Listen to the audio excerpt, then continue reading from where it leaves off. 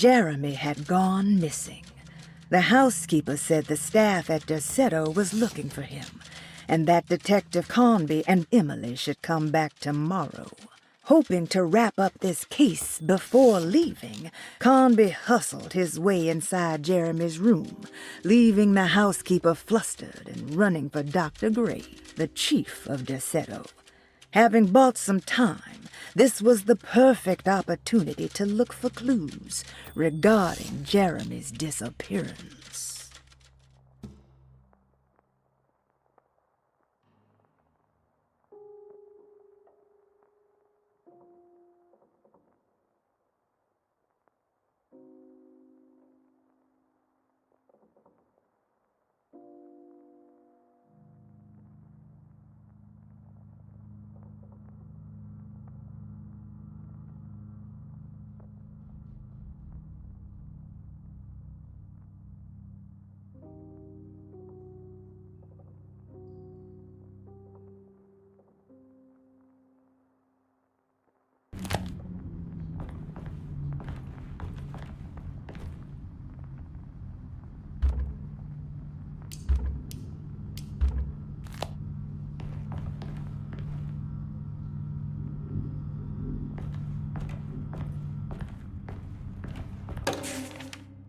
Every night the dark man stands opaque at the threshold of my room, counting the days until my spirit spills out of my tired shape. Only his pallid mask shelters my remaining sanity. Staring directly into the face of that demonic sultan would surely sunder time itself. Would he have looked the same to my father as he struggled for his life? Does his veiled face haunt my niece quite the same way? I wish so that I could rest my soul in that sunburnt convent of Tarawea. Would I find you there, Juan? Or Senora Perosi, back from the beyond? Every night I hide from him, moving from one misshapen memory to another. Scenes conjured out of fantasy and delirium. Places I struggle to even paint. I wish I understood your death, Senora. Is there anything I could do for you but bury you in that bleak necropolis?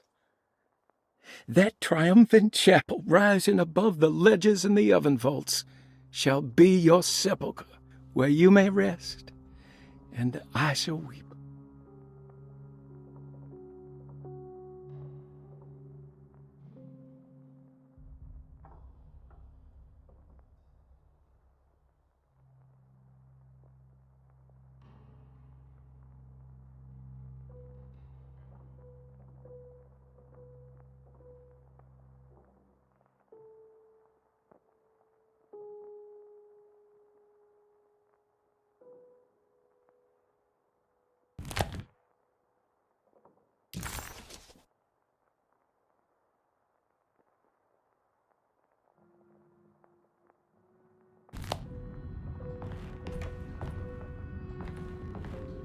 I found a book full of peculiar notes.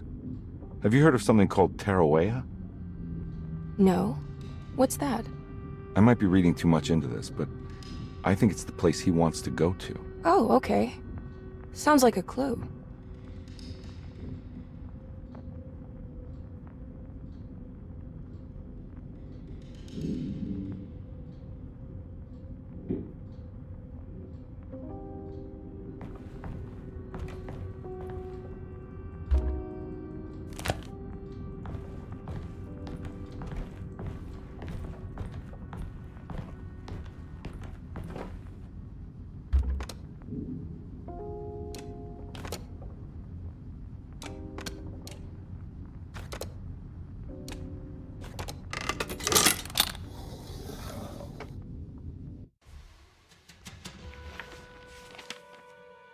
Hey, you know anything about this? Looks like some sort of talisman. No, I don't. Oh, help me out here, will you?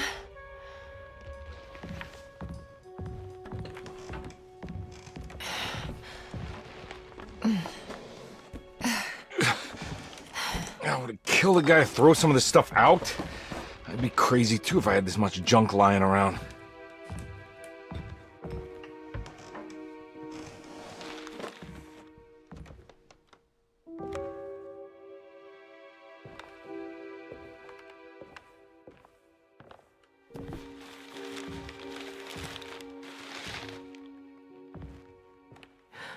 Oh, wow.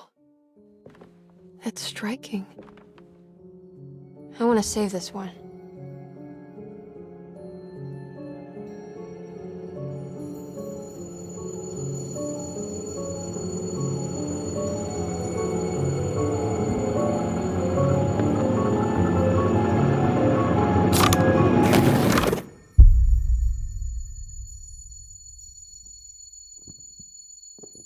All right, come on.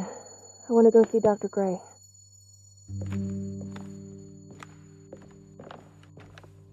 Come on, let's go. Yeah, I'm coming.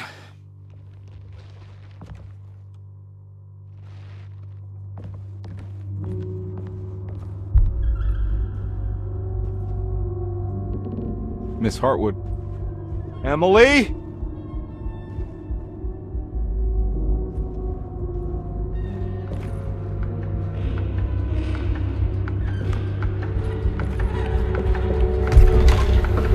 What the hell is going on? Where am I?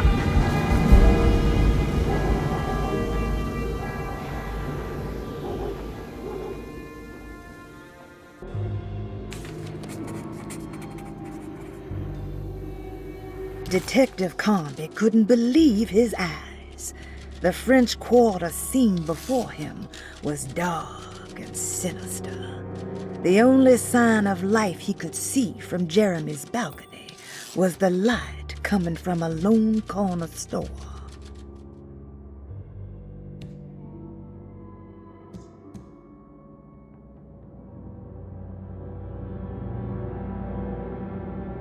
Talismã with black sunstone.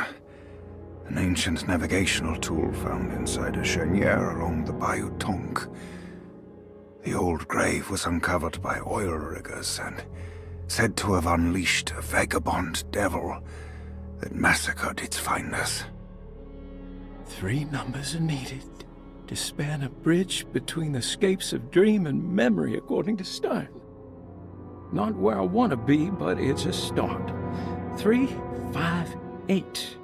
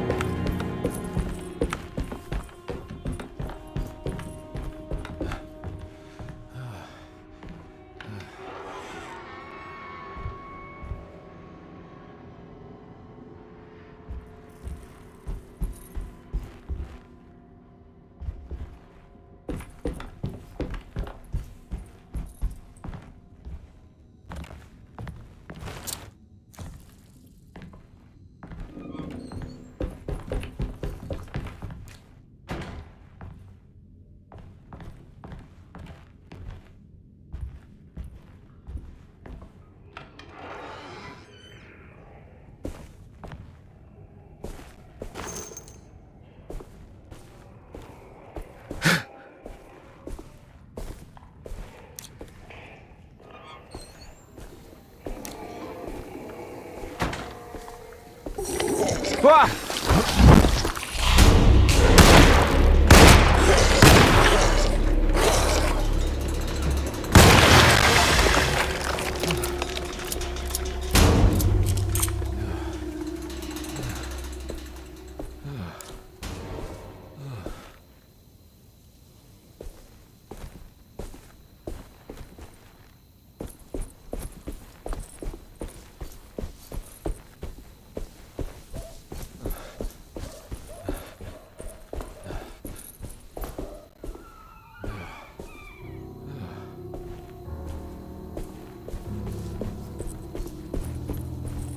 This can't be real.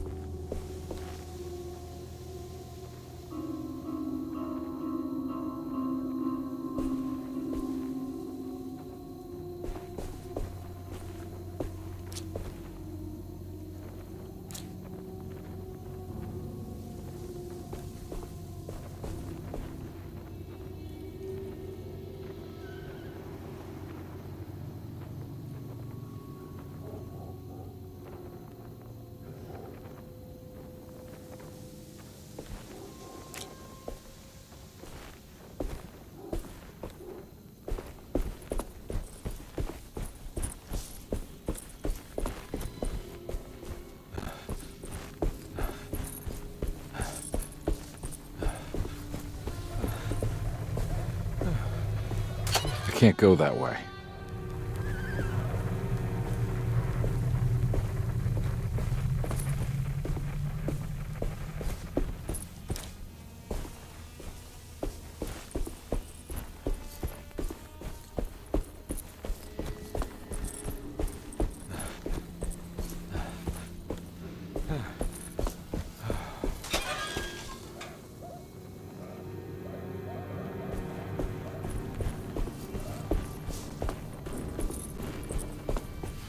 I can't go that way.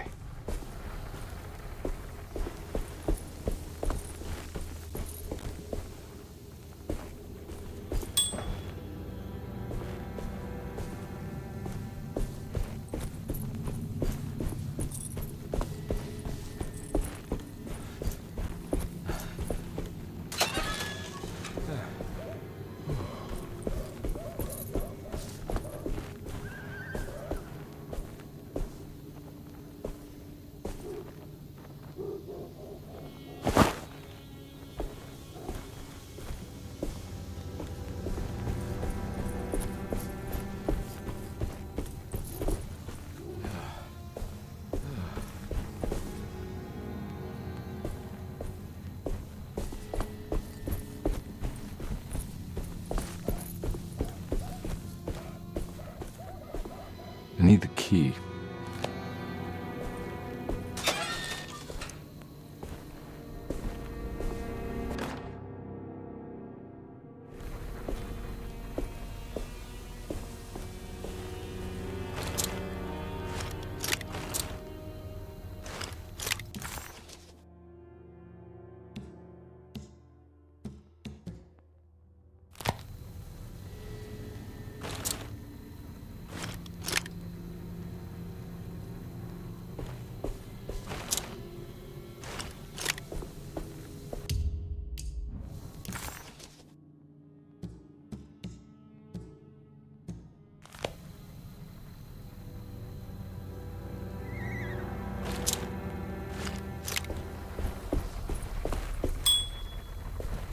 I can't go that way.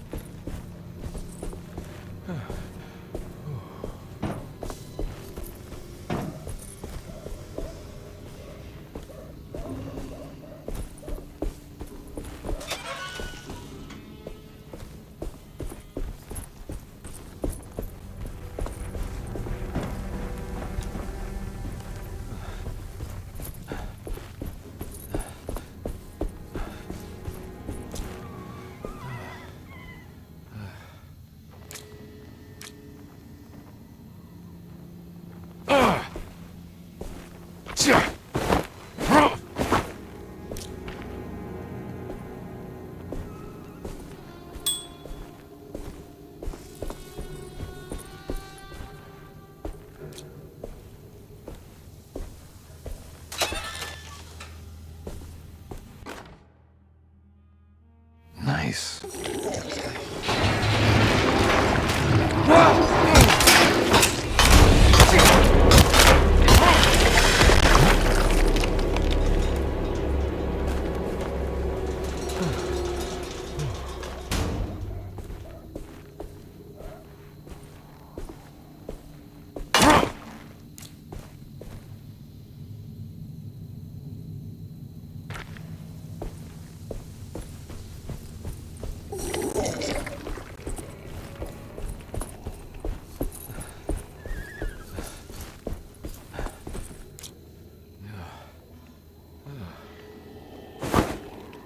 Ah!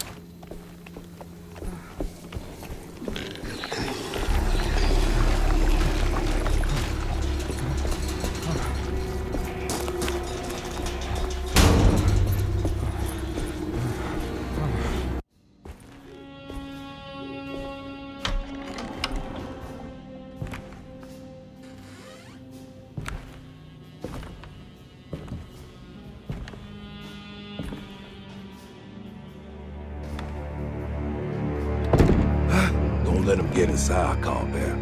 They're not the good kind. Are you... Is this your store? There are no owners here. We both strangers in Jeremy's story. Jeremy did this. How? Pact with the dog man. Jeremy warned us, but we didn't think much of it. I'm Detective Edward Carnby. I was hired by Jeremy's niece to find him. Oh, yeah? How much she paying you? $150. She's sure getting her money's worth tonight. Are you a thinking man, compare? No, not if I can help it. You know, I think Jeremy's hiding in a way we can't find him. He has this juju necklace that guides him. The Talismã? That's right. It's some magic charm he got from Miss Jackson down the street. The voodoo priestess? You know surprising things, compare. Yeah, the Mama Loa. Here, take the key. I locked the gate to save her place from all the ghouls and goblins getting inside. Maybe if you go there, you can find some clues to show you the way. Thanks. I'll have a look.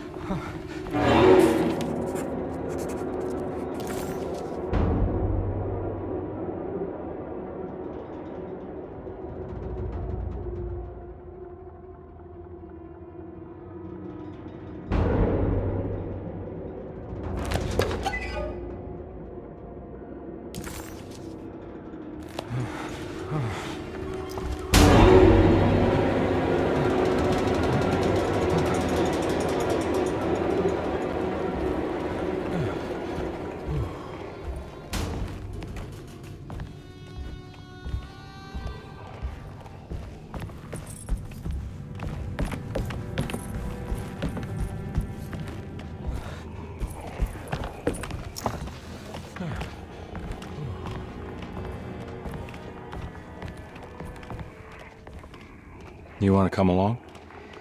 Nah, I'm gonna stay here for a while.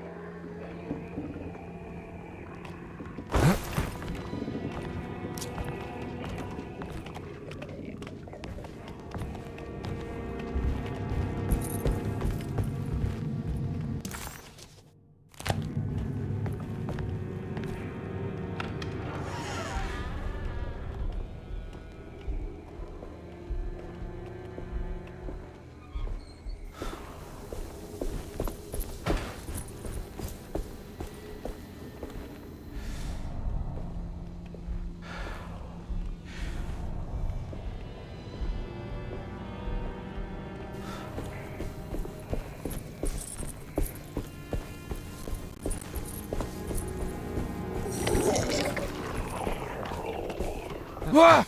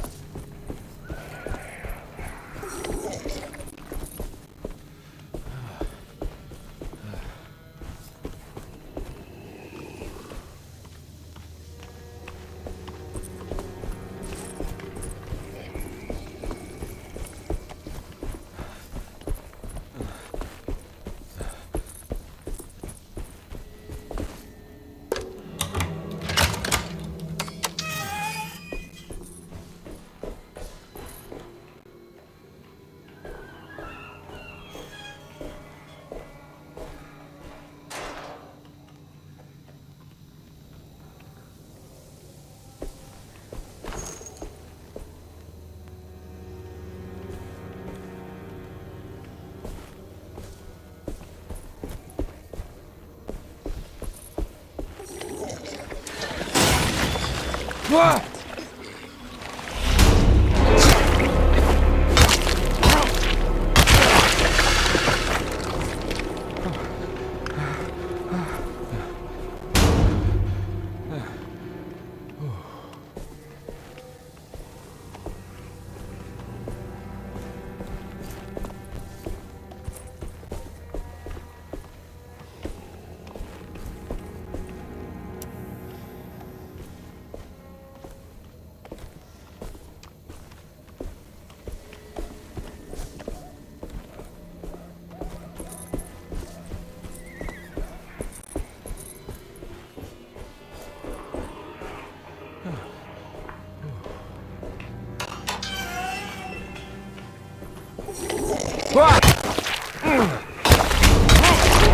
weapon broke!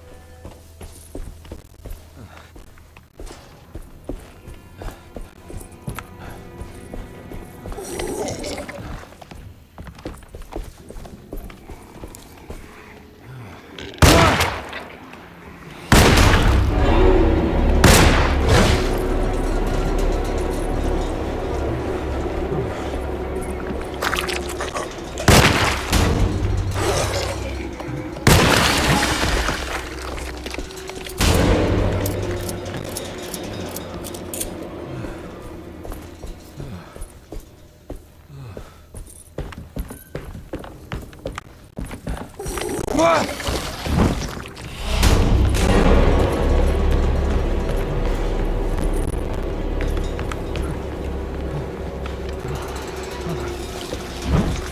recognize this place. It's Miss Jackson's seance parlor. Let's see if she...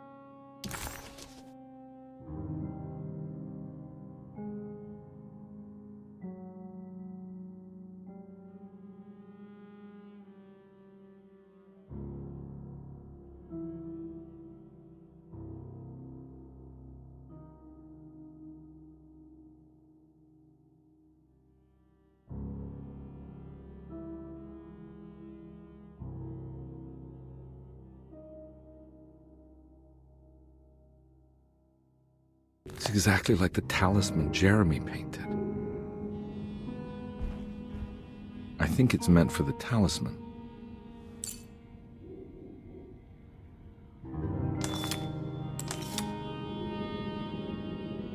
I think it needs numbers, like coordinates.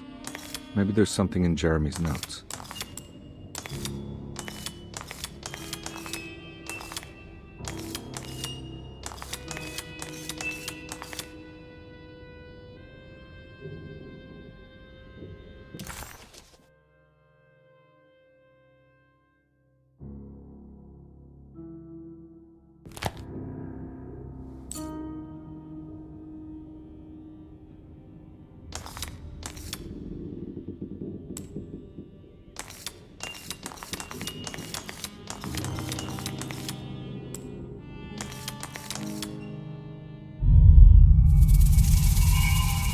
It's showing something. A place? Where is that?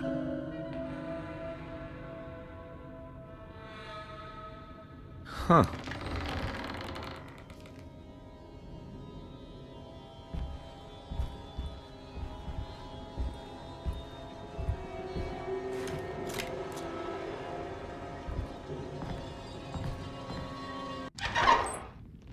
Detective, I was wondering when you were going to show up.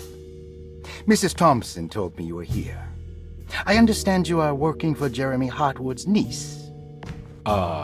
Yeah, I guess so. I mean, you're not wrong.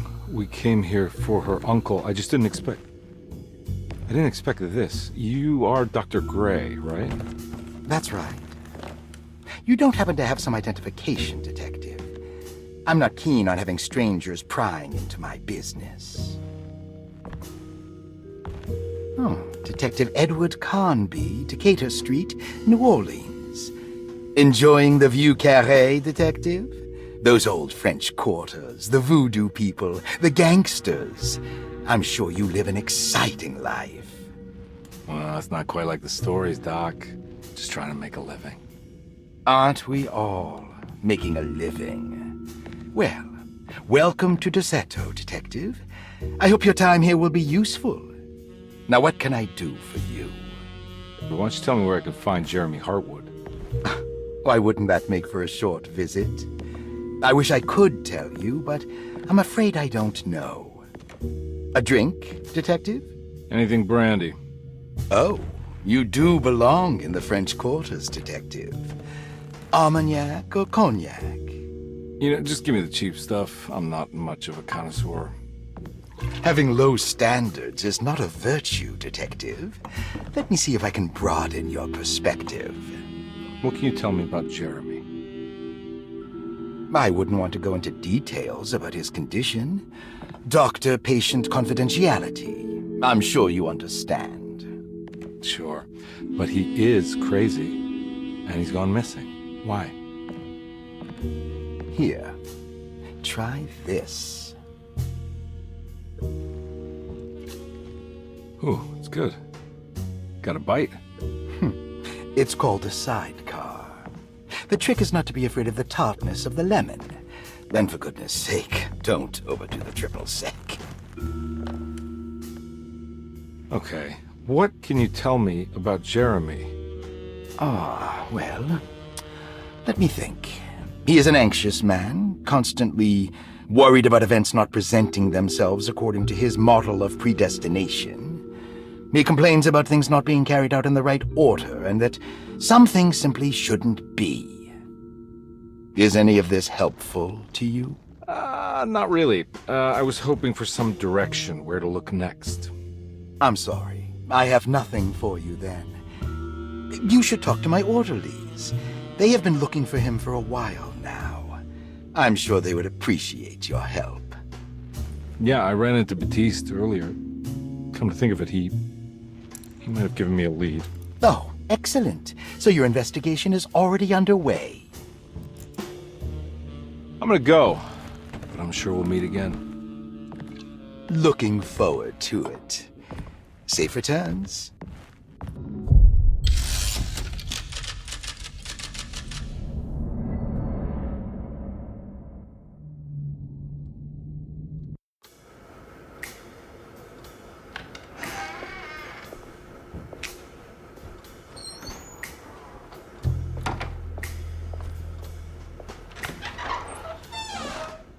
Detective Carnby, where did you go? I was just talking to Dr. Gray. You disappeared. No, it's not what you think. Have you found anything strange going on here? Yes. Everyone is being incredibly evasive and I can't figure out why. No, I mean something you can't explain. Paranormal, even. Detective, I really need you to get yourself together. I can't do this alone. Forget it. I'll figure it out. Do you want to come see Dr. Gray? No, I want to try something. With this talisman, I think I can follow Jeremy to the place he mentioned in the book. What was the name? Do you remember something Spanish? Teroea. Yeah, that's where I need to go. Detective, are you gonna be all right? Yeah, of course. Go talk to Dr. Gray. We'll rendezvous later.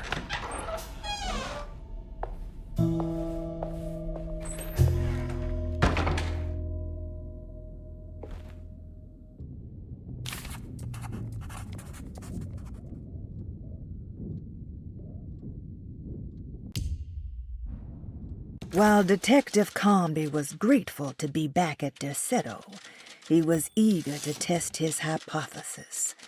After having suffered through that sinister world, dressed as the French Quarter, Jeremy's writing could be read much more literally. What if Jeremy used his talisman to actually visit those places he mentioned in the book? Conby felt certain that this was the answer. He wouldn't find Jeremy hiding inside Derceto. He would be in one of those other worlds. And to follow in his steps, Conby would have to investigate the old clock and the boiler and find out what part they played.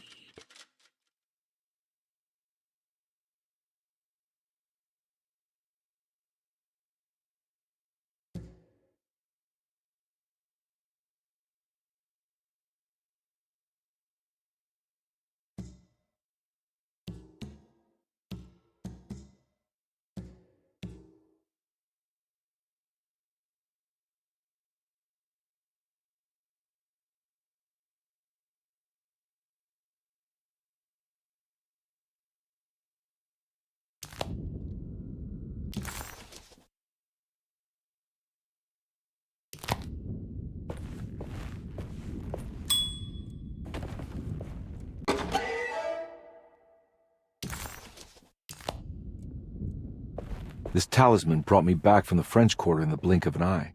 If Jeremy can travel so easily, then he could be hiding anywhere, even Tarouea. If he can do it, so can I. I just need to figure out how the talisman works.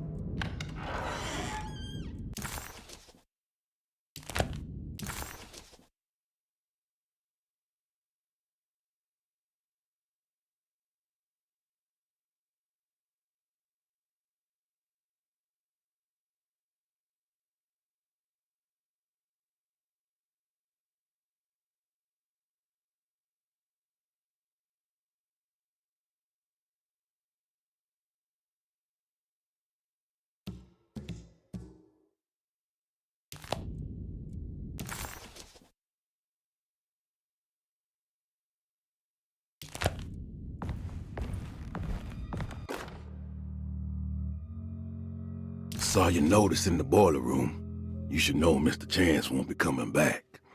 I got no business being in there myself, but you can take a valve from the wine cellar if you want to try to stop the steam pouring out. Be careful.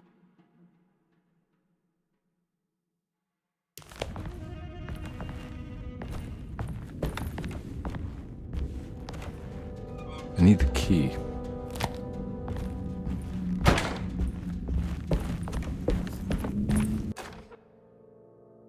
Paul, you're right about the plates on the boiler and the clock. They have been sabotaged, and I think I know who did it. They have something to do with Jeremy's episodes and how he seems to disappear at night. Right now, it's important that you keep an eye out for any of the pieces. I want to find out if I can repair the plates. Let me know if you find any of them. Lottie. Tell Lottie to take a look at the well in the kitchen garden.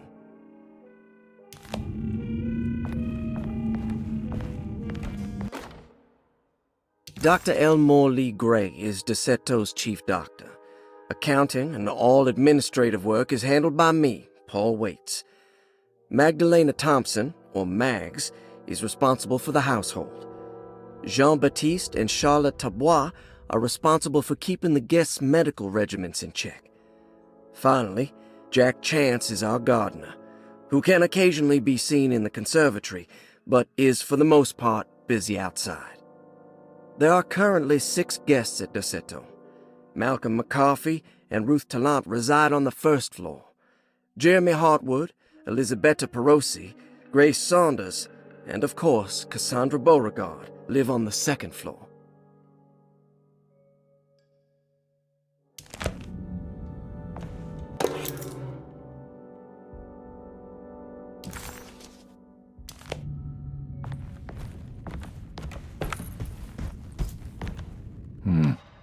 need the key.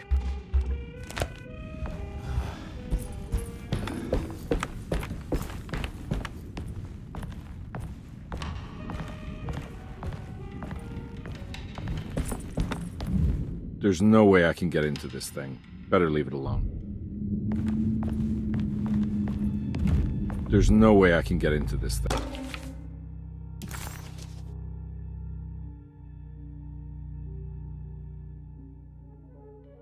Cassandra Beauregard, the beloved author. Very exciting, isn't it? What do you want to put down for reason for admission?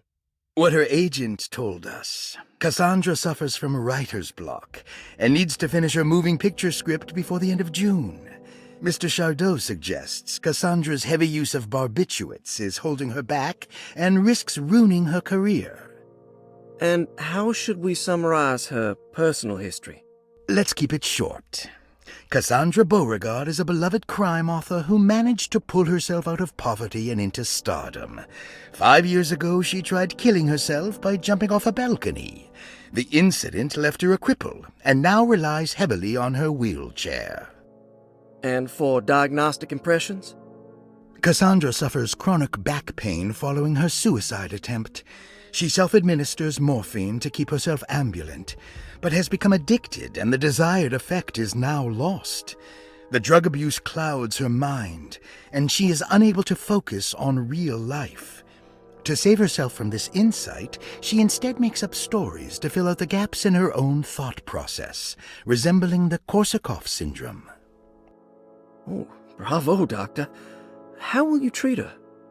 First of all, she needs to be weaned from her drug addiction, and hopefully it will resolve her compulsive lying. Then look into permanently numbing her pain in her back through surgery. Finally, deal with her suicidal thoughts. Fantastic. With such a short time before June, I really hope she gets better soon. We will do what we can.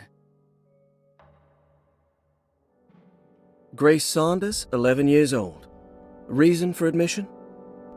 The mother insists on strict supervision by a proper gentleman to avoid further perversion of Grace's adolescence. Personal history? Grace's family possesses modest wealth and status. Her childhood seems ordinary, spending most of her time with private teachers and family friends. Grace's father recently passed away, leaving her mother the sole caregiver. And diagnostic impressions? Grace has trouble dealing with her father's death. She is willingly suppressing her feelings on the matter and isn't properly acknowledging the trauma she suffered. Any planned treatment? Grace needs nothing out of the ordinary. She simply needs parental guidance. Eventually, we can work on her feelings toward her father. Thank you, Doctor. I'll finish the paperwork and get her installed. Malcolm McCarthy, 54 years of age. Reason for admission? McCarthy admitted himself to Dorsetto, stating simply that he needs some damn rest. And personal history? McCarthy claims he used to work as a lawyer in Baton Rouge, but says he can't go into details because of some legal dispute. His background remains largely a mystery, except for the occasional clue that he drops in conversation. Huh. And diagnostic impressions? McCarthy is an anxious man and an alcoholic. He often tells half-truths due to some deep-seated inability to trust other people. And how will you treat that? McCarthy will take some time to open up. Spending time with Jack's dog or the child should be good for him. Their harmless nature will help build his sense of trust. Thank you, Doctor. Elisabetta Perosi, 33 years old? What should I put down as reason for admission? Well, Perosi broke into Dorsetto and was found wandering the grand parlor. She was confused and suffered partial amnesia. She insisted she belonged here and offered to pay for her stay. Right. What do you make of her story? Perosi claims to have been a member of the Astarte artist colony some 20 years ago, a claim that seems contrafactual due to her young age. She looks to be and even thinks she is 33 years of age. That would make her a child at the time. It seems fair to say that Perosi's story is untrue. deliberately so or not. Diagnostic impressions? Do you have anything? Perosi's story is peculiar because she retracted her story about the artist colony. She no longer claims to be the same person as Elisabetta Perosi. However, my staff's research has confirmed there was a Perosi at that time who was in her early 30s. I suppose this case will take some time to investigate. How will you go about it? I wanted to contact the real Perosi, but it seems the whole colony disappeared one night. September 29th, 1915, during a hurricane. I will have to take it slow and figure out what this spell of impersonation could have been. Oh, I'm sure it will all clear up eventually. Thank you, Doctor. Ruth Talon, 29 years of age. Reason for admission? Ruth's father wishes that his daughter be removed from New Orleans nightlife for the foreseeable future. He fears that her overly free spirit is tarnishing the family's reputation. Sounds simple enough. Personal history? Ruth comes from considerable wealth. Her family owns several hotels and restaurants. Unlike the rest of the family, her sense of adventure has taken her around the world, including France during the Great War as a photojournalist. The last decade, she has provoked many rumors of being a debauched flapper, bordering on nymphomania. And diagnostic impressions? Despite her father's frivolous reasons for her to be admitted, Ruth does seem to provide an interesting case. She is refreshingly open and doesn't shy away from talking about her life during the war or her continuous celebration after returning to the States. She is admittedly a sexual deviant and feels no remorse. And her treatment plan? Simply staying at Derceto should do wonders for Ruth. If not, at least for her family's reputation. Ruth doesn't need to change, but with therapy I might be able to share with her some sympathy towards her family. I doubt she will settle down and become as dull as the rest of them, but at least she might try to be more discreet in the future.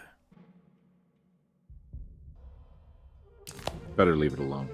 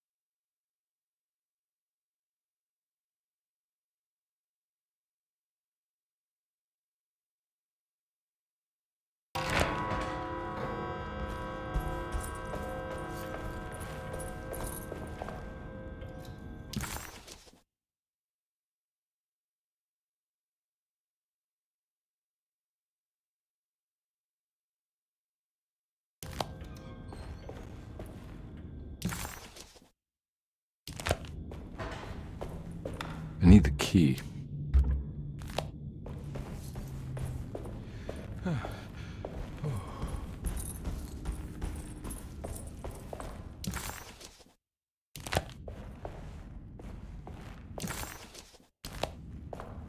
I'm not gonna walk out of this now. I need to help Emily save her uncle.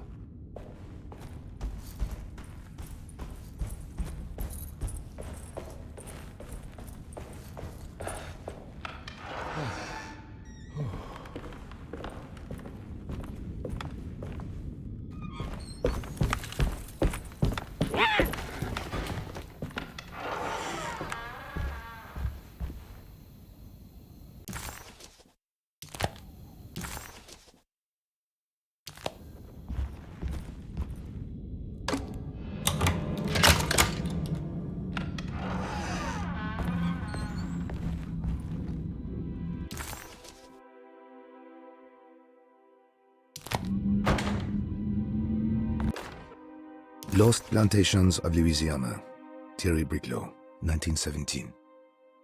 Derceto was a small plantation on the eastern shore of Lake Pontchartrain. The land was considered difficult for industry and was sold for only $30 to Elijah Pickford in 1818. Pickford employed hundreds of workers from nearby New Orleans to clear the woods and build a small plantation mansion facing the lake with a striking Greek Revival temple facade.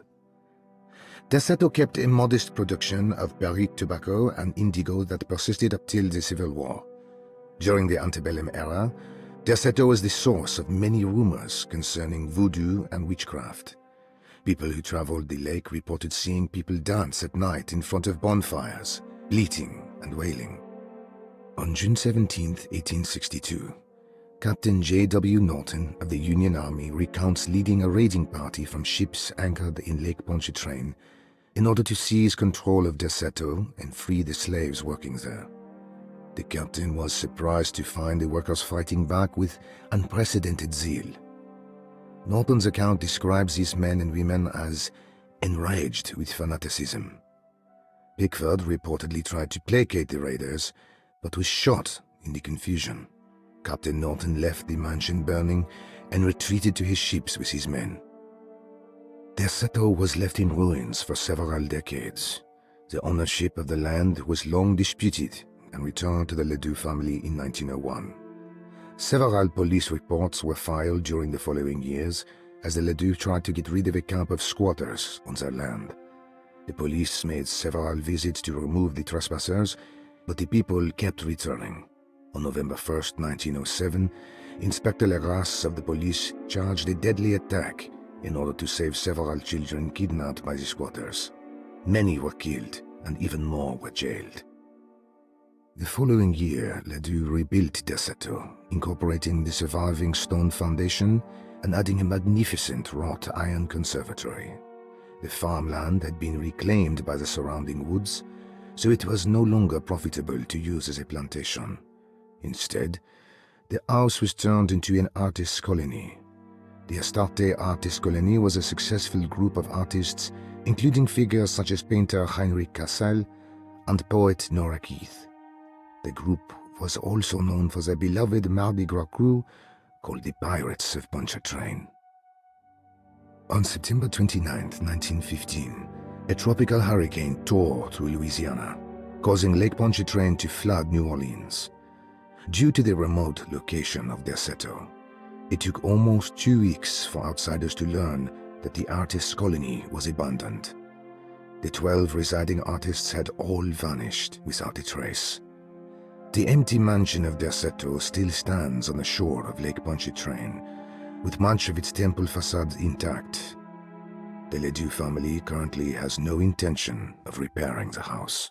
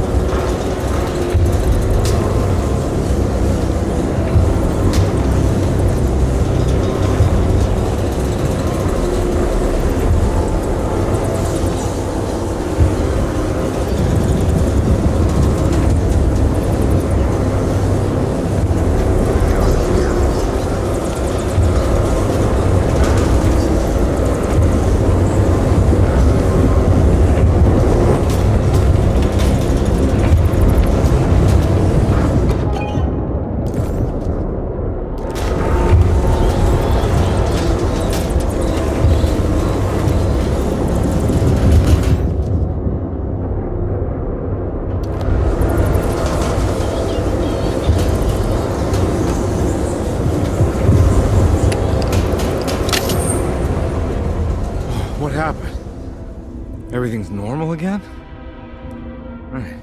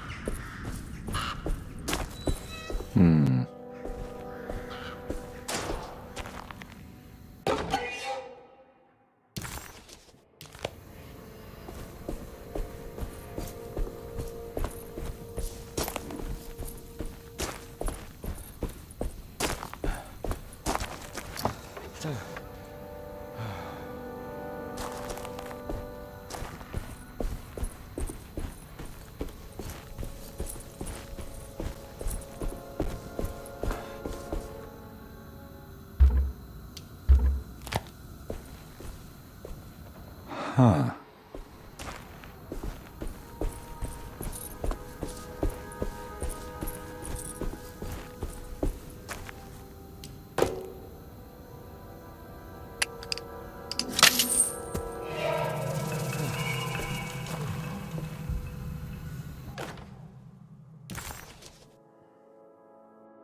Okay.